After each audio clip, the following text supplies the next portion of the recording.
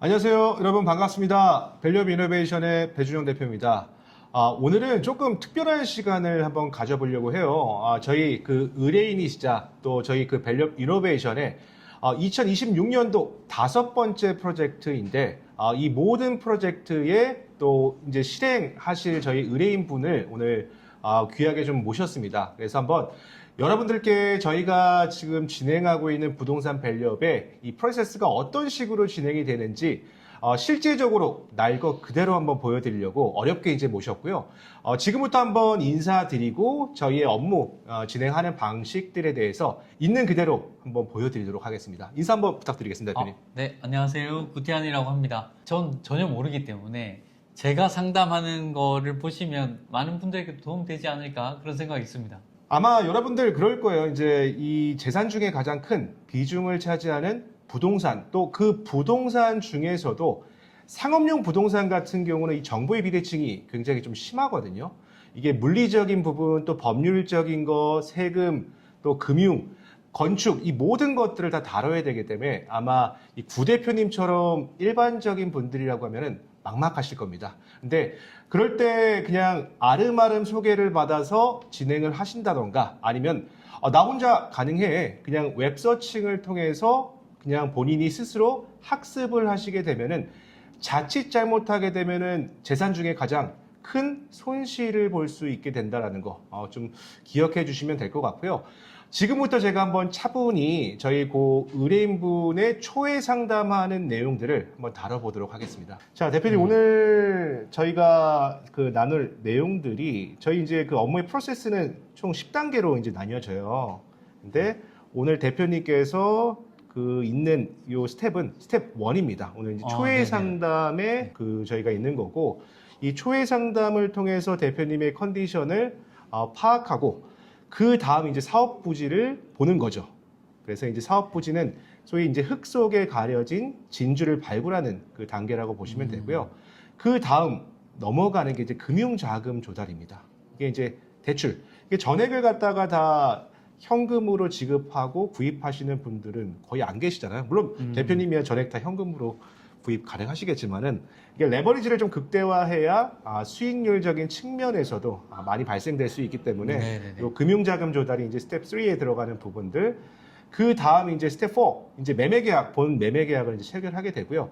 이 스텝 4까지가 저희가 다 알고 있는 부동산 중개의 영역입니다. 그래서 보통 이 부동산 중개를 하시는 분들이 정보 유통업이라고 표현을 하거든요. 그래서 그냥 사세요, 파세요 라는 관점에서 이제 끝나는 게 이 매매계약 체결하는 스텝 4까지인 거고, 근데 이 매매계약을 체결한 이후부터가 가장 중요합니다.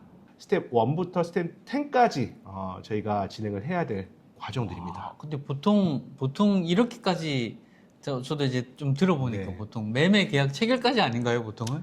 그렇죠. 근데 그 사후 관리까지도 이렇게 다. 그게 이제 보통 일반적인 부분들은 그냥 단순 중개 베이스는 그냥 취득 과정에서 이제 끝나는 경우들이 많아요. 그래서 이제 이거를 일회성 이벤트라고 표현을 하거든요. 근데 이제 고객분들의 관점에서는 취득 단계 이후부터가 가장 중요하잖아요. 네, 내가 맞습니다. 어떻게 해야 될지 모르니까. 이 수익형 부동산을 투자하는 이유가 단순하게 과거에는 시세 차익을 보기 위한 명목이었다고 하면은 이젠 트렌드가 좀 바뀌었습니다. 그러니까 운용 수익도 발생이 돼야 되고 또 처분 수익도 발생이 돼야 되고 이건 이제 운용 수익적인 측면을 인컴 게인이라고 표현을 하고 또 이 처분 수익에 대한 부분들은 캐피털 게인이라고 표현을 합니다. 그래서 운용 수익과 처분 수익이 같이 발생이 되면서 그 밸류를 최대한 올리는 단계가 저희가 그 가야 될 부분입니다.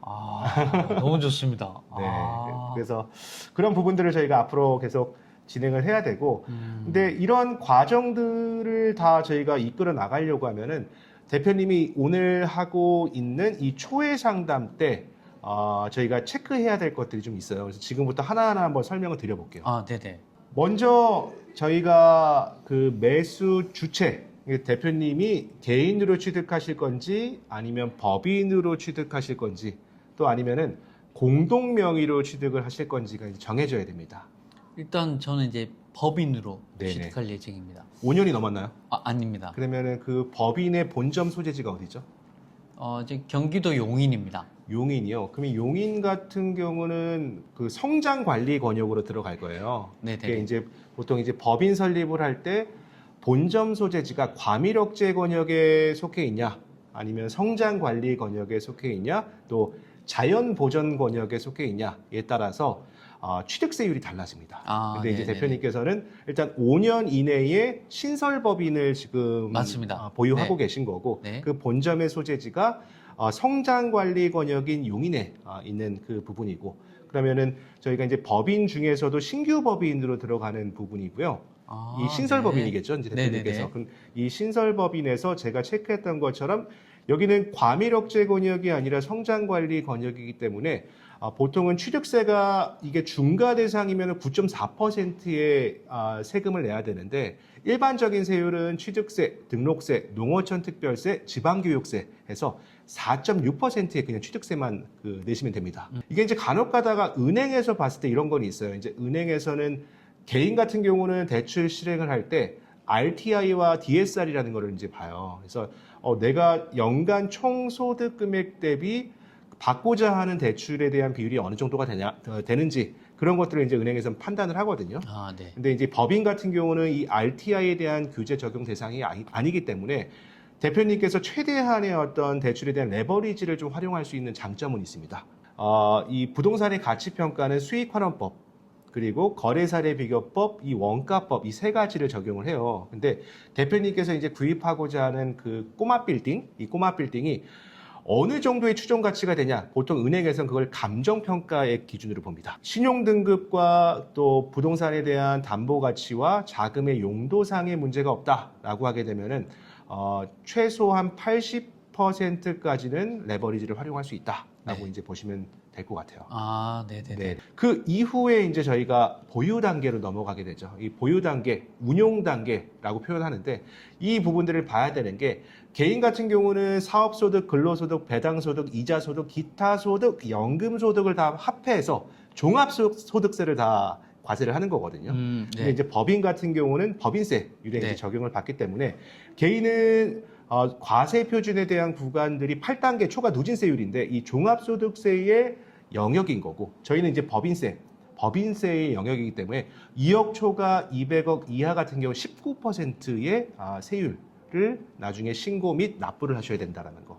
그래서 나중에 저희가 이제 운용을 하시면서도 유지비용적인 측면들을 이제 비교 분석을 해서 제가 최적의 좀 포트폴리오를 짜드릴 수 있다라고 좀 보시면 될 것 같고요. 네네네. 그리고 나중에 이 출구 전략에 대한 부분도, 개인은 양도소득세에 대한 영역, 그리고 법인은 이제 법인세에 대한 영역이기 때문에 한꺼번에 좀 정합적으로 저희가 체크를 해봐야 된다는 거, 이거 좀 파악을 하시면 좋을 것 같고요. 네네네. 그 다음 이제 저희가 어느 정도의 체크업이 됐다고 하면은 대표님하고 궁합이 맞는 그 인연을 찾아야 되는 것처럼, 이 부동산도 마찬가지입니다. 대표님의 니즈를 구체화를 해서 적합한 인연을 찾아야 된다라는 거, 적합한 부동산을 네. 찾아야 된다라는 거. 네. 이게 크게 이 부동산 상품은 5가지로 구분해 볼 수 있습니다. 근데 여기서 대표님께서 나는 어디에 속하는지를 한번 먼저 보셔야 되는데, 첫 번째는 이 수익형이 있고요. 한마디로 월세가 무조건 많이 나와야 됩니다. 네. 나는 이 건물에서 수익이 안 나오면은 생계가 좀 곤란해. 두 번째는 시세 차익형, 이걸 캐피털 게인이라고 이제 표현을 합니다. 매년 올라가는 그 땅값 속도가 내가 받고자 하는 임대료보다 훨씬 더 높은 거죠. 그러니까 네네네. 운용 수익은 다소 미흡할 수 있더라도 올라가는 땅값 속도가 너무도 폭발적으로 높기 때문에 나중에 자산 가치가 극대화될 수 있다. 이게 이제 시세 차익을 추구하는 성향. 그리고 이제 세 번째는 나는 이거를 전체를 써야 된다던가, 아니면 일부 층을 사옥으로 쓰고 또 일부 층은 임대를 줄 거야 라는 부분들이 약간 사옥적인 측면. 그리고 네 번째는 정말 나는 어떤 부동산을 그냥 있는 그 상태에서 샀다가 일정 기간이 흘러서 처분하는 부분이 아니라, 이거를 내 입맛에 맞게끔 성형을 시킬 거야. 그러고서 가치를, 몸값을 올린 다음에 그 다음에 내가 받고자 하는 금액을 받을 거야. 이게 이제 밸류업에 대한 부분이고요. 네네네.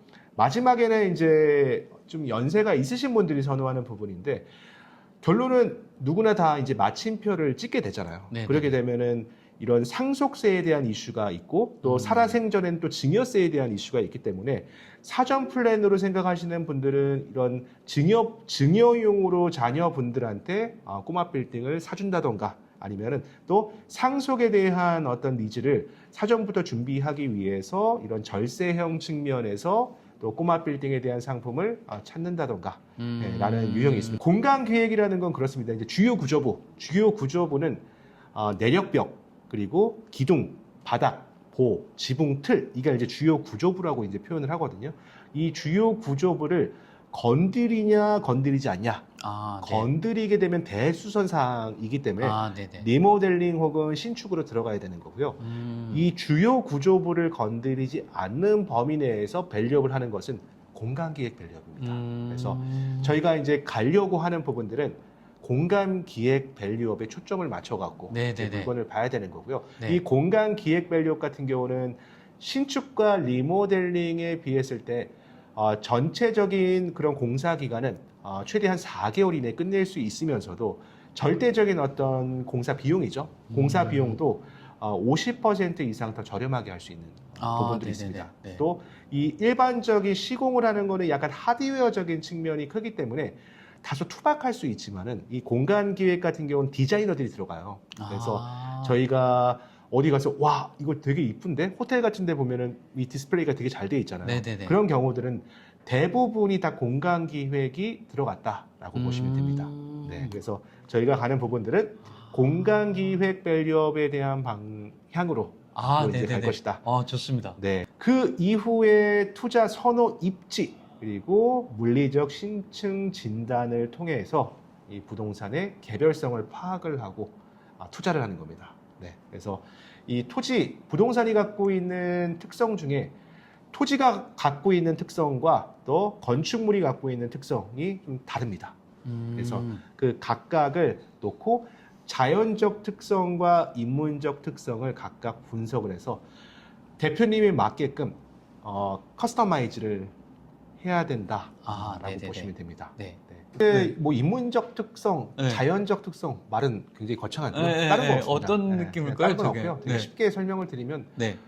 한마디로 싸게 사서 네. 이 건물 어떻게 극대화할 수 있어? 그럼 그러려고 하면 거기에 들어가는 게 토지는 개별성이라는 게 있어요. 이 개별적인 성향을 갖고 있는 자연적 특성을 갖고 인문적 특성, 용도의 다양성, 병합 분할의 가능성, 위치의 가변성 이런 것들을 어떻게 잘 믹싱을 하냐. 이렇게 통해서 밸류업을 어떻게 극대화할 것이냐. 이런 것들을 입혀야 된다는 거. 그래서 아마 일반인 분들께서 이거 모든 것들을 A부터 Z까지 하시기에는 굉장히 좀 피로감이 축적되지 않을까 생각이 들고요. 또 보통 못할 것 같은데요. 그리고 해주셔야지. 제가 너무 힘이 들긴 한데 대표님 거니까 제가 더 빡세게 하겠습니다.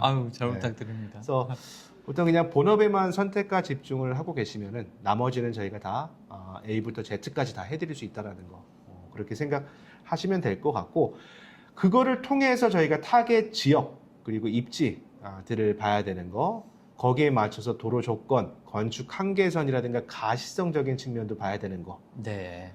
용도 지역 그리고 공법적 가치에 대한 부분들도 체크를 해야 된다는 거. 이 변수들이 굉장히 많습니다. 그래서 일반적인 주거용 부동산이야 좀 분석해야 될 것들이 상대적으로 좀 단순합니다. 근데 이런 상업용 부동산 같은 경우는 토지 및 그 정착물 전체를 다 분석을 해야 되기 때문에 이런 우발적인 변수들도 많고 사전부터 짚지 않으면은 이게 피할 수 없는 어떤 치명적인 그 리스크를 수반할 수 있으니까 그런 측면들도 좀 저희가 다 챙겨드려야 되는 부분들 명도에 대한 부분들도 체크를 해서 기존의 임차인의 생존권과 또 대표님의 재산권이 충돌을 했을 때 대표님도 피해를 보시면 안 되고 또 임차인 분께서도 너무 급부와 반대급부 사이에서 불균형이 발생되면 안 되니까 그 중간 사이에서의 밸런스를 저희가 좀 체크해 드려야 되는 부분들 그런 것들을 앞으로 해 나가야 되는 긴 과정들입니다. 그래서 이 모든 과정들을 일단은 오늘 저희가 초회 상담을 통해서 한번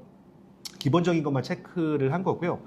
이 본격적인 그 초회 상담을 통해서 제가 저희 이제 부동산 전담 팀에서 본격적으로 흙석에 가려진 진주들을 이제 찾을 겁니다. 그걸 이제 사업부지 선정이라고 이제 표현을 네네. 하는데 네. 보통은 오늘같이 이런 초회 상담이 없이 사업부지만 먼저 그냥 소개하는 경우들이 많아요. 그러니까 일반적인 중개인 분들이 훌륭하신 분들도 되게 많지만은 이제 그들은 그냥 이 사세요, 파세요 정보 유통을 하면서 수수료를 받는 입장이다 보니까 이 고객의 관점에서 역지사지가 좀 안 되는 경우들이 많거든요. 네네. 그리고 이 매매 계약 체결까지는 그분들의 영역인데 그 이후 운용이라든가 처분 단계에서는 실제적으로 본인들이 직접적인 투자를 한 경험이라던가 혹은 이 모든 사이클을 한 번이라도 경험을 해보신 분들이 거의 없을 거예요. 그러다 보니까 다소 조금 실력적인 부분에서 아쉬움이 있기 때문에 대표님께서는 이 모든 것들을 종합적으로 다룰 수 있는 대표님만의 부동산 주치의가 네. 필요하지 않을까 맞습니다. 네, 생각이 듭니다. 그렇게 해서 제가 찾게 된 겁니다. 네, 탈럼도 많이 받고. 네네. 네. 그렇습니다. 네. 그래서 오늘 뭐 간략하게나마 오늘 그냥 초회 상담하고 있는 거 저희가 그냥 스케치를 한번 해보려고 이렇게 촬영을 하게 된 거고요. 네. 나중에 이제 금융 자금 조달할 때 제가 직접 지점장님들을 다 모실 거예요. 네. 그 지점장님들이 어떻게 대출을 상담을 해드리고 그분들이 대출에 대한 메커니즘을 어떻게 풀어나가는지. 근데 보통의 분들은 그냥 잘 부탁드려요. 그리고 잘해주세요 라는 부분밖에 말씀 아마 못 하실 겁니다. 근데 이 금융에 대한 메커니즘을 알고 있는 사람이 지점장님들하고 협의를 보냐 아니면은 아무것도 모르는 상태에서 잘 부탁드립니다 라고 하냐 되게 큰 차이가 있습니다. 세상은 네. 아는 만큼 보입니다. 네, 네네. 그래서 뭐 저 같은 경우는 이 업을 한 20년 정도 했기 때문에 이 금융에 대한 메커니즘 충분히 뭐 알고 있고 이분들이 어디서 수익을 파생시키려고 하는지 그런 것들을 다 알고 있기 때문에 대표님께는 아마 있는 그대로의 패를 다 깔 겁니다. 그래서 네. 그런 부분들도 네. 대표님한테 최대한 유리한 쪽으로 저희가 방향성을 이끌어 간다라는 네. 부분. 오늘 뭐 네. 초회 상담 저희가 가볍게 뭐 캐주얼하게 한번 나눠봤고요. 다음 이 시간에 저희가 이제 그걸 순차적으로 이제 앞으로 계속 다룰 겁니다. 그래서 사업 부지를 그 구태환 대표님만을 위한 그런 매물을 저희가 발굴을 할 거고 또 그 매물이 왜 좋은지 그 왜 킬링 포인트를 갖고 있는지 또 셀링 포인트를 갖고 있는지 이런 전체적인 부분들도 다 여러분들께 적나라하게 한번 소개시켜 드리도록 하겠습니다. 저는 배준형 대표였고요. 네. 그리고 저 구태환이었습니다. 감사합니다. 감사합니다.